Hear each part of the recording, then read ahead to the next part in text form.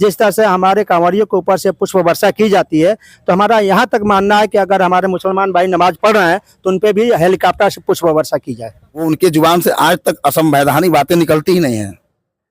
तो मैं मानता हूं कि अगर बड़े भाई चंद्रशेखर आजाद जी ने कुछ बोला है तो सही बोला है। अगर हम लगातार एक्सीडेंट पे एक्सीडेंट करते जा रहे हैं तो हमारा दायित्व बनता है कि उस गाड़ी को छोड़ दें। माननीय मुख्यमंत्री जी से उत्तर प्रदेश संभाला नहीं जा रहा है, इनको तत्काल इस्तीफा दे देना चाहिए। नमस्कार दोस्तों, दस्तक एक आवाज़ में स्वागत है। इसे हम लोग गोरखपुर में हैं। गोरखपुर में आए हुए हैं मेडिकल कॉलेज के आगे, सेलिब्रेशन लॉन है। यहाँ पे देखिए आज़ाद समाज पार्टी की मीटिंग हो रही है और मीटिंग में आज़ाद समाज पार्टी के मंडल अध्यक्ष जी हैं, जिला अध्यक्ष जी हैं, सब कोई काफ़ी सक्रिय हैं। आइए थोड़ा बातें करते हैं। सदन में जो भाई ने बोले हैं उस पर थोड़ा प्रकाश डालेंगे। आइए थोड़ा बात करते हैं। सर बहुत बहुत स्वागत है हमारे इस चैनल पे। जी धन्यवाद आपको। पहली बात आपको बधाई देते हैं कि आपने संघर्षों का नतीजा है कि अपने नेता को अपने सदन में पहुंचाया। सर इस पर कुछ कहेंगे? सर जी, ये सदन में जो है ये बहुजन समाज की जीत है, बहुजन विचारधारा की जीत है। जो कई वर्षों से हमारा समाज जो है बहुजन विचारधारा से भटक गया था और ये अपने आप को कहीं न कहीं लोग हार मान रहे थे कि बहुजन विचारधारा कहाँ विलुप्त हो गई। हमारे राष्ट्रीय अध्यक्ष माननीय बड़े भाई चंद्रशेखर आज़ाद जी ने अपना हौसला दिखाया है और नगीना की जनता को खासकर धन्यवाद देना चाहता हूं कि वहां की जनता ने बड़े भाई चंद्रशेखर आज़ाद जी को एक अच्छे नेता के रूप में स्वीकार किया है और बहुजन समाज की आवाज़ को बुलंद करने का काम किया है और बहुजन विचारधारा जो है वो आगे बढ़ावा दिया है। आए दिन सर एट्रोसिटी हो रही है, देख रहे हैं अभी दलितों पर हो रहा है। सर इस पे क्या आप लोग सक्रियता के बावजूद इतना क्यों हो रहा है? सर इस पे क्या कहेंगे? ये मुख्यमंत्री की नाकामी है। भाजपा सरकार जो है अपने आप को नाकामी को छुपा रही है। ये भाजपा की नाकामी है और मैं तो मांग करूंगा कि यहाँ के मुख्यमंत्री जी से कि ये शीघ्र ही इस्तीफा दे दें। जब कोई चीज़ न संभाली जाए, जैसे मान लीजिए कि हमको गाड़ी दे दी गई, अगर हम लगातार एक्सीडेंट पे एक्सीडेंट करते जा रहे हैं तो हमारा दायित्व बनता है कि उस गाड़ी को छोड़ दें। माननीय मुख्यमंत्री जी से उत्तर प्रदेश संभाला नहीं जा रहा है, इनको तत्काल इस्तीफा दे देना चाहिए इस राजनीतिकरण से।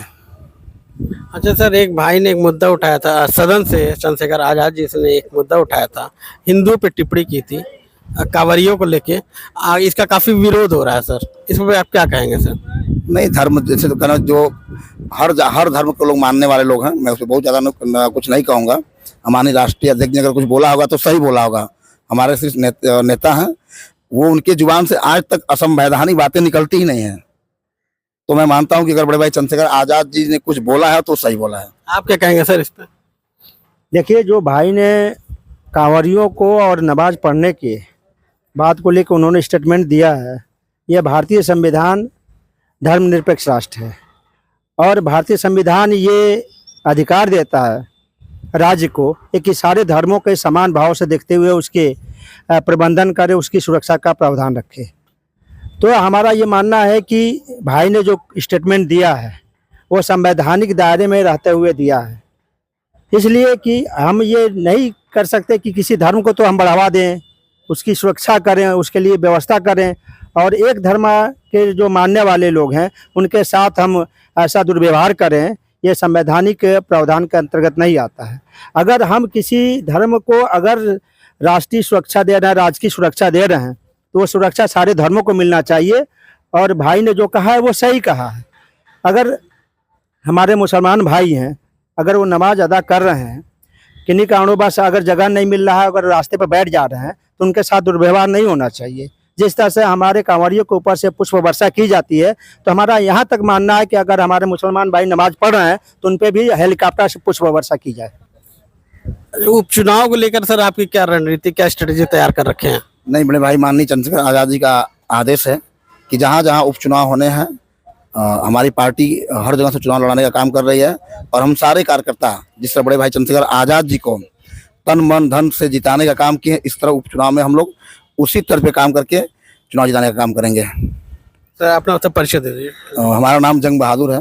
हम गोरखपुर मंडल के मंडल अध्यक्ष हैं आज़ाद समाज पार्टी कांसी राम के और हमारे शीर्ष नेतृत्व हमारे नेता बड़े भाई चंद्रशेखर आज़ाद जी के नेतृत्व में हम लोग अपना काम करते हैं। बहुत बहुत धन्यवाद सर जो आपने समय दिया।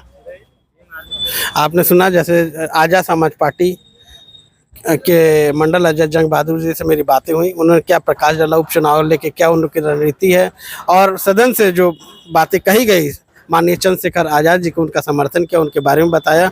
चैनल पर बने रहने के लिए बहुत बहुत धन्यवाद।